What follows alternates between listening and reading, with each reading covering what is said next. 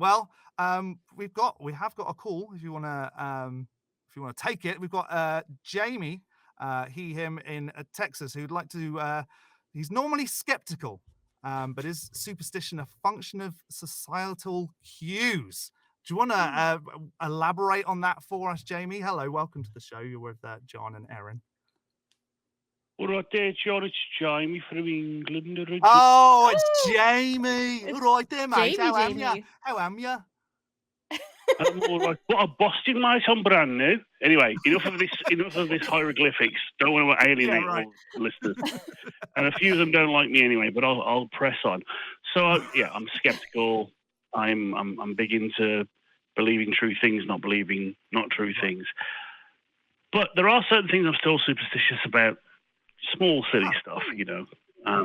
Like I won't let people roll dice for me, for example. And I have found that occasionally I feel, and it's just a feeling, that I've had quote unquote bad luck on Friday the 13th. For example, today I woke up and my neck was absolutely killing me, and I had to take it off work because I just couldn't keep my head properly up without it being agonizing.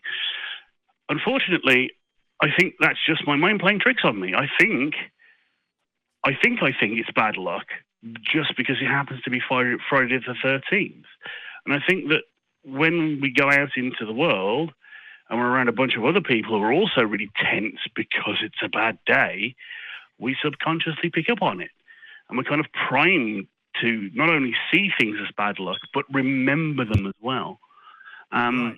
And so the rational part of me says, nope, it's just coincidence. But the inquisitive part of me keeps saying, but there must be a reason why you keep remembering these things and why it endures. Wow. Okay. I mean, it is difficult to get away from all those things that it had ingrained in us. I know in the UK as well. This is another one that I used to do. I don't do it so much now because it's not a thing here, but you might remember this, Jamie. 3 drain covers in the UK, like a line of 3 drain covers. And wherever you were in the UK, it would dictate how you treated walking over them. Did you do that when you... So for me, it was always you could walk over the first 2, but you had to jump over the 3rd one, or something terrible would happen to you. And if it was Friday the 13th, you just wouldn't even go anywhere near those drains. Did you do anything like that, Jamie? First and third, mate. Got to jump the second. Well, there you go. See, and that's a Midlands thing compared to a Southern thing. Then, I mean, I'm with you. I still sometimes feel like occasionally something bad has happened because I maybe have done something bad, and it's just for me training my brain to go, come on, that's just is a bit silly. But I mean, I understand where you're coming from. Right. What do you think, Erin?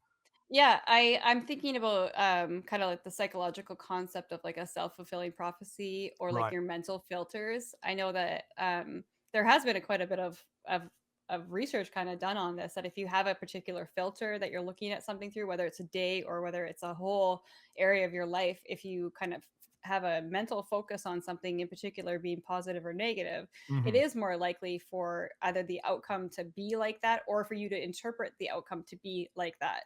So I see superstition a lot like that. So whether Mhm. you have something that signifies the superstition or kind of a filter overall feeling about it, you're more likely to interpret the events to be like that.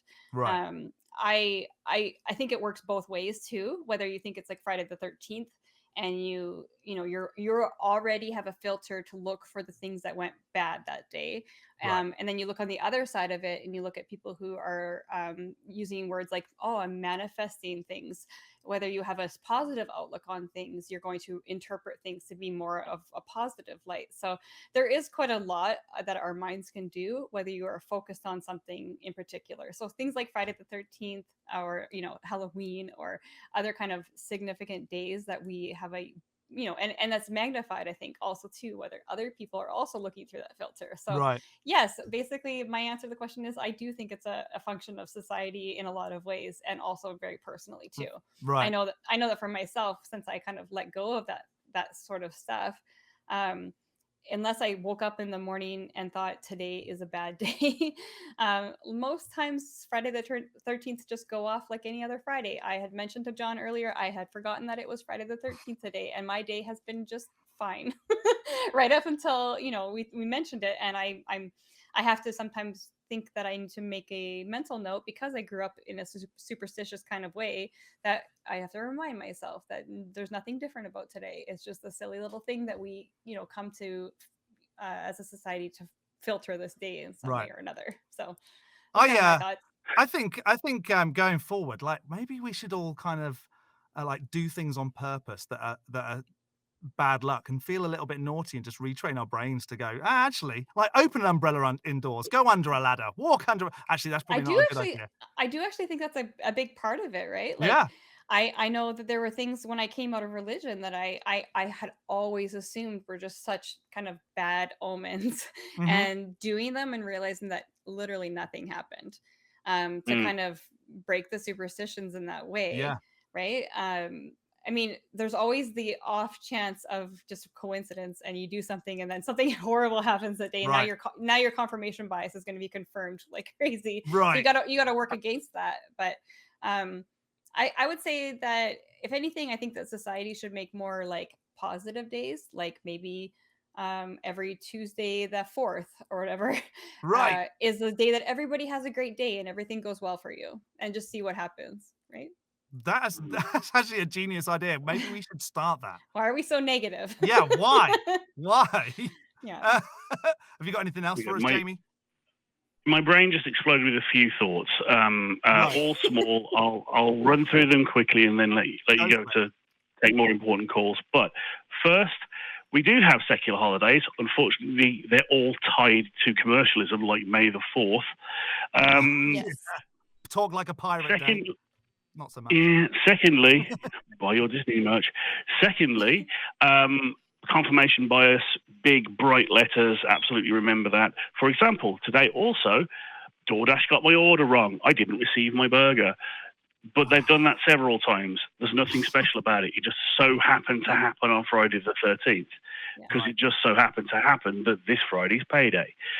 So, and third, a good friend of mine, excellent friend of mine, named David, collected bad luck on purpose, just as you said. And just a quick story. When I was in university, I went to the University of Birmingham, and there is the tallest freestanding clock tower in the world, Old Joe. And it is said by those who know, if you walk beneath Old Joe as its clock chimes, you shall fail your exams. So we did it on purpose, and both of us passed. There you go. That's how you get around it. Right. So get your ass down to Austin, John. I know you're in the continent. No excuse. I'm in the right place. Okay, well, we'll work on that. Thanks, Jamie. Thanks for calling. That was fun. Hey. So with superstitions, I had some really fun things that I used to do when I was at school. So Jamie was just saying about that one about passing exams. There was a very old building that I went to school at called Shaw House. And it was supposedly haunted. And if you ran around one of the big oak trees, it was enormous. It must have been like, I don't know, 12 feet around it in circumference, a huge thing. If you ran around it 3 times and then looked up at the top window, you'd see the grey lady staring at you, no matter what time of day it was. We tried it and we never saw her. I tried those too. Not that one in particular, but I remember being in like junior high school, and then probably the most rebellious thing I did throughout my young teenagehood was try to do like Bloody Mary in the mirror, like at a sleepover. And I remember being scared out of my mind, because why wouldn't it be true, right? Like I had no other way to like conceive of this idea, and doing it. And nothing happened. Right. And so, and of course, at that time, talking about confirmation bias, I just believed that like, I had some sort of like angel protecting me from having that happen. Because there, to me, I was like, it's real, because all of this stuff is real.